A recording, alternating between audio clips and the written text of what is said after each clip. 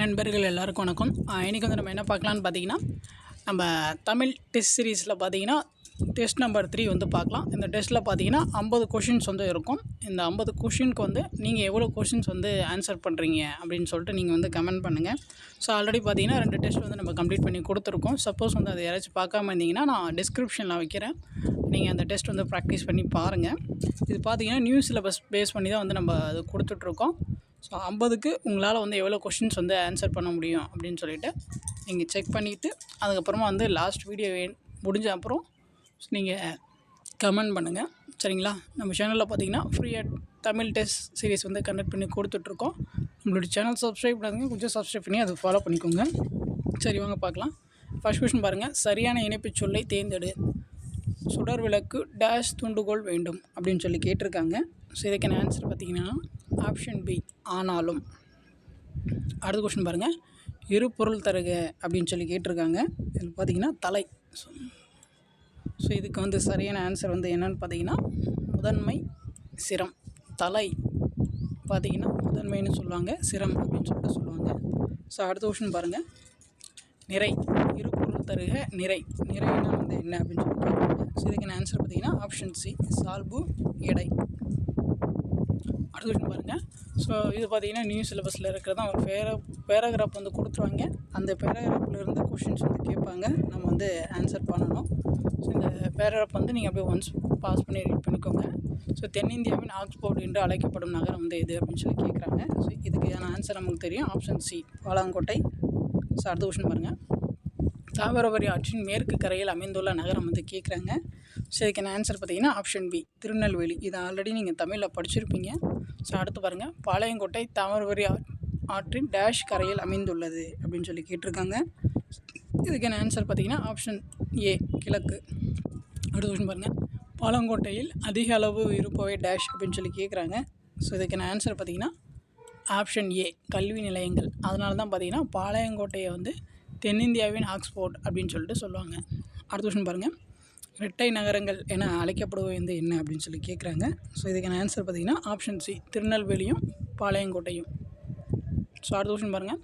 சொல் பொருள் பொறுத்துக அப்படின்னு சொல்லி கொடுத்துருக்காங்க. நீங்கள் அப்படியே ஒன்ஸ் நீங்கள் பாஸ் பண்ணிவிட்டு ட்ரை பண்ணுங்கள். ஸோ ஃபஸ்ட்டு பார்த்தீங்கன்னா அழுவம் மொங்க வந்து என்னென்னு பார்த்தீங்கன்னா பெயர் திரிச்சொல். ஏம்பினான் பயின்றால் என்பது வினை திரிச்சொல். அன்ன மான என்பது இடை திரிச்சொல். கூர்களி என்பது உரி திரிச்சொல். ஸோ இதுக்கான ஆன்சர் பார்த்தீங்கன்னா ஆப்ஷன் பி. ஸோ நம்ம சேனலில் பார்த்தீங்கன்னா நீங்கள் ரெகுலராக வந்து தமிழ் டெஸ்ட் சீரிஸ் வந்து இருக்கும். அதை நீங்கள் கரெக்டாக வந்து யூஸ் பண்ணி ப்ராக்டிஸ் பண்ணிக்கோங்க. நியூ சிலபஸ் வந்து ஈஸி தான். சரிங்களா? நீங்கள் தினமும் வந்து ஒரு 50 கொஷின்ஸ் வந்து நீங்கள் அட்டன் பண்ணி பார்க்குறப்போ ஸோ உங்களுக்கு வந்து ஒரு நல்ல அளவுக்கு ஒரு நாலேஜ் வந்து கிடைக்கும். ஸோ எப்படியெல்லாம் வந்து கொஷின்ஸ் வந்து அப்ரோச் பண்ணலாம், எப்படியெல்லாம் வந்து கேட்டிருக்காங்க, ஸோ எப்படியெல்லாம் வந்து கேட்பாங்க அப்படின்னு சொல்லிட்டு நம்மளால் வந்து ஒரு அனாலிசிஸ்க்கு வர முடியும், ஒரு ஐடியாவுக்கு வர முடியும். சரிங்களா? ஸோ அடுத்து பாருங்கள். பொறுத்துக்கு வந்து கொடுத்துருக்காங்க, பொறுத்த சொல்லியிருக்காங்க. சொல் பொருள் வந்து பொறுத்துக அப்படின்னு சொல்லியிருக்காங்க. தீர்வன அப்படின்னா நீங்குபவை. உபசமம் அப்படின்னா அடங்கி இருத்தல். ஓர்தல் ஸோ அப்படின்னா நல்லறிவு. திறந்தனா தன்மையுடையன. ஸோ இதுக்கான ஆன்சர் பார்த்தீங்கன்னா ஆப்ஷன் டி. அடுத்த கொஷின் பாருங்கள். சரியான தொடரை தேர்ந்தெடுக்க. இந்த தொடரை வந்து நம்ம சரியாக அமைச்சு கொடுக்கணும். ஸோ அதில் வந்து அதை பண்ணி பார்த்தா எந்த தொடர் வந்து கரெக்டாக இருக்குது அப்படின்னு சொல்லிட்டு அவங்க கேட்டிருக்காங்க. ஸோ இதில் பார்த்தீங்கன்னா ஆப்ஷன் பி தான் வந்து சரியாக இருக்குது. சிலப்பதிகாரம் என்னும் காப்பியத்தை இயற்றியவர் வந்து இளங்கோவடிகள். அடுத்த கொஷின் பாருங்கள். அதே தான் சரியான தொடரை தேர்ந்தெடுக்க. ஸோ இந்த 4 தொடரில் வந்து எது கரெக்டாக வந்து வாக்கிய அமைப்பில் வந்து சரியாக இருக்குது அப்படின்னு சொல்லி கேட்குறாங்க. ஸோ இதுக்கான ஆன்சர் பார்த்திங்கன்னா ஆப்ஷன் சி இனிய சொல்லையே விளைநிலமாக கொள்ள வேண்டும். அடுத்த கொஷின் பாருங்கள். பொறுத்துக வந்து கொடுத்துருக்காங்க. பொருத்தமான பன்மை வீதியை சேர்த்தெழுதுக அப்படின்னு சொல்லியிருக்காங்க.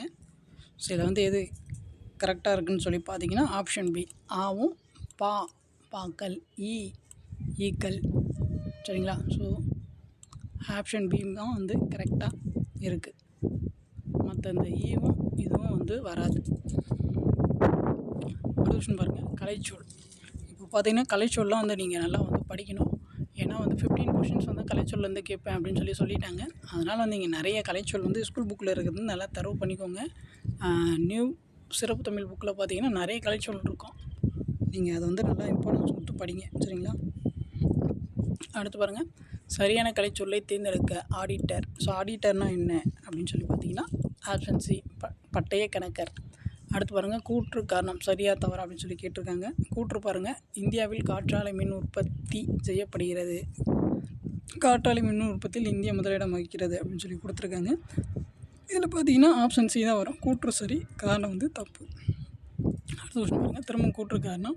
ஸோ கூற்று பாருங்கள், ஸ்டீஃபன் ஹாக்கிங் எழுதிய நூல்களுள் காலத்தின் சுருக்கமான வரலாறு என்ற நூல் 40 மொழிகளில் மொழிபெயர்க்கப்பட்டது அப்படின்னு சொல்லி கொடுத்துருக்காங்க. காரணம் பாருங்கள், 1988ஆம் ஆண்டு வெளிவந்த இந்நூல் பெருவெடிப்பு, கருந்துளை ஆகியவை பற்றிய அரிய உண்மைகளை பொதுமக்களிடையே பரப்பி 1 கோடி படிகளுக்கு மேல் விற்பனையானது அப்படின்னு சொல்லியிருக்காங்க. ஸோ இதில் பார்த்தீங்கன்னா கூற்று காரணம் ரெண்டுமே வந்து சரிதான். அடுத்த கொஸ்டின் பாருங்கள், பின்வருவனவற்றை சரியான வினைமரபோடு இணைத்து எழுதுக. வினைமரபு வந்து சொல்லியிருக்காங்க, முடை சொல்லியிருக்கீங்களா? ஸோ என்ன வரும்? கூடை, முடை அப்படின்னு தான் வரும், சரிங்களா? அடுத்து பாருங்கள், சொற்களை இணைத்து புதிய சொல் உருவாக்குக. ஒலி மரபு வந்து கொடுத்துருக்காங்க, அகவும். இது வந்து நமக்கு தெரியும், மயில் அகவும். அடுத்த கொஸ்டின் பாருங்கள், சரியான இணைப்பு சொல்லால் நிரப்புக அப்படின்னு சொல்லி அவங்க கொடுத்துருக்காங்க. பாருங்கள், அதிக அளவில் மரங்களை வளர்ப்போம், டேஷ் மரங்கள் தான் மலைக்கு அடிப்படை அப்படின்னு சொல்லி கொடுத்துருக்காங்க. சரியான இணைப்பு சொல் வந்து என்னென்னு பார்த்தீங்கன்னா ஆப்ஷன் பி, ஏனெனில். அதுதான் வந்து வரணும், சரிங்களா? அடுத்து பாருங்கள், அதே தான் சரியான இணைப்பு சொல்லால் வந்து நிரப்பு சொல்லியிருக்காங்க. தமிழகத்தில் மழை பெய்து வருகிறது, டேஷ் 2 நாட்கள் மழை நீடிக்கும் அப்படின்னு சொல்லி கேட்டிருக்காங்க. ஸோ இதுக்கான ஆன்சர் பார்த்திங்கன்னா மேலும் 2 நாட்களுக்கு மழை நீடிக்கும், ஆப்ஷன் ஏ. அடுத்து பாருங்கள், சொற்களை இணைத்து புதிய சொல் உருவாக்குக. சேர்த்து கொடுத்துருக்காங்க, மரம் ப்ளஸ் வேர். ஸோ நமக்கு தெரியும் என்ன வரும், ஆப்ஷன் சி, மரவேர் அப்படின்னு சொல்லிட்டு வரும். அடுத்து பாருங்கள், சொற்களை இணைத்து புதிய சொல் உருவாக்குக, சேர்த்து எழுதுக. நாட்டுப்புறம் ப்ளஸ் பாடல். ஸோ ரெண்டுத்தையும் சேர்த்தா நமக்கு என்ன வரும், நாட்டுப்புற பாடல், ஆப்ஷன் டி. அடுத்த கொஸ்டின் பாருங்கள், பேச்சு வழக்கு சொல்லுக்கு இணையான எழுத்து வழக்கு தொடரை கண்டறிந்து எழுதுக அப்படின்னு சொல்லி கொடுத்துருக்காங்க. இன்றைக்கி காத்தால காப்பி குடித்தேன் அப்படின்னு சொல்லி கொடுத்துருக்காங்க. இது சரியான வாக்கியம் வந்து என்ன வரும்னு பார்த்தீங்கன்னா ஆப்ஷன் பி, இன்றைக்கு காலையில் குழம்பி நீர் குடித்தேன். காப்பின்னா வந்து குழம்பி நீர். அடுத்து பாருங்கள், இருத்தற்குறிகளை அறிதல் எது சரியானது அப்படின்னு சொல்லி கேட்டிருக்காங்க. என்னை அறியாமல் தூங்கிவிட்டேனே, என்னை அறியாமல் தூங்கிவிட்டேனே. இதுக்கு சரியான நிறுத்துக்குறிகள் பார்த்தீங்கன்னா ஆப்ஷன் ஏ தான். அதுதான் வந்து கரெக்டாக இருக்குது. மற்றதெல்லாம் பார்த்தீங்கன்னா தப்பு. அடுத்து பாருங்கள், ஊர் பெயர்களின் மறுவை எழுதுக அப்படின்னு சொல்லியிருக்காங்க. ஸோ மயிலாப்பூருக்கு பார்த்தீங்கன்னா மயிலை அப்படின்னு சொல்லிட்டு வரும், சரிங்களா? அடுத்து பாருங்கள், மருவு தான். தஞ்சாவூருக்கு நமக்கு தெரிஞ்சது தான், தஞ்சை அப்படின்னு சொல்லிட்டு வரும். அடுத்து பாருங்கள், பிறமொழி சொற்களுக்கு இணையான தமிழ் சொல்லை தேர்ந்தெடுத்து எழுதுக. ஒஞ்சின்னா என்னென்னு பார்த்தீங்கன்னா 1, ஆப்ஷன் பி. அடுத்து பாருங்கள், உனக்கு பாடத் தெரியுமா என்ற வினாவுக்கு எனக்கு ஆடத் தெரியும் என்று கூறுவது வந்து என்ன அப்படின்னு சொல்லி கேட்குறாங்க. இது வந்து நமக்கு தெரிஞ்சால் அதுக்கு ஆன்சர் பார்த்திங்கன்னா ஆப்ஷன் பி, இனமொழி விடை. அடுத்து பாருங்கள், கலைச்சொல்லை வந்து பொறுத்து சொல்லியிருக்காங்க. டிசீஸ்னால் என்ன, நோய் நமக்கு தெரியும். சைடு எஃபெக்ட்னால் நமக்கு தெரியும், பக்க விளைவு. ஜீன்னா மரபணு, அலர்ஜின்னா ஒவ்வாமை. ஸோ இதுக்கான ஆன்சர் பார்த்திங்கன்னா ஆப்ஷன் ஏ. அடுத்த கொஸ்டின் பாருங்கள், சரியான கலைச்சொல் லீடர்ஷிப் அப்படின்னா என்ன? இதுக்கான ஆன்சர் வந்து ஆப்ஷன் சி, தலைமை பண்பு. அடுத்த கொஸ்டின் பாருங்கள், எவ்வகை வாக்கியம் என கண்டெழுதுக. செயற்பாட்டு வினைத்தொடரை கண்டறிக அப்படின்னு சொல்லி அவங்க கேட்டிருக்காங்க. இதில் வந்து செயற்பாட்டு வினைத்தொடரை வந்து கண்டறிய சொல்லியிருக்காங்க. ஸோ இதில் வந்து எது செயற்பாட்டு வினைத்தொடர் அப்படின்னு சொல்லி பார்த்தீங்கன்னா ஆப்ஷன் ஏ, பத்திரம் பதிவு செய்யப்பட்டது தான் வந்து செயற்பாட்டு வினைத்தொடர். அடுத்து பாருங்கள், எவ்வகை வாக்கியம் என கண்டு எழுதுக. தன்வினை தொடரை கண்டறிக அப்படின்னு சொல்லி அவங்க கேட்டிருக்காங்க. ஸோ தன்வினை பார்த்திங்கன்னா என்ன வரும்னா பதிவை விட்டு நீங்கினான். ஸோ அதுதான் வந்து வரும், சரிங்களா? அடுத்து பாருங்கள், விடைக்கேற்ற வினா அமைக்க. அரசுக்கு தவறாமல் வரி செலுத்த வேண்டும் அப்படின்னு சொல்லி கொடுத்துருக்காங்க. இதுக்கு சரியான வினா அமைப்பு வந்து எதுன்னு சொல்லி பார்த்தீங்கன்னா ஆப்ஷன் சி, அரசுக்கு தவறாமல் என்ன செலுத்த வேண்டும், ஆப்ஷன் சி. அடுத்து பாருங்கள், உனக்கு கதை எழுத தெரியுமா என்ற வினாவிற்கு கவிதை எழுத தெரியும் என்று கூறுவது இப்போ தான் பார்த்தோம். அதே மாடலில் அப்படி மாற்றிக்கிட்டு இருக்காங்க இனமொழி விடை. அடுத்து பாருங்கள், சொற்கள் முறையாக ஒழுங்கமைக்கப்பட்ட தொடரை கண்டறிய. ஒழுங்கமைக்கப்பட்ட தொடர் வந்து எது அப்படின்னு சொல்லி கேட்குறாங்க. ஸோ இதில் பார்த்தீங்கன்னா ஆப்ஷன் ஏ தான் வந்து சரி. மல்லிகை குளத்தில் பூக்கும் மலர் அன்று, அதுதான் வந்து சரி.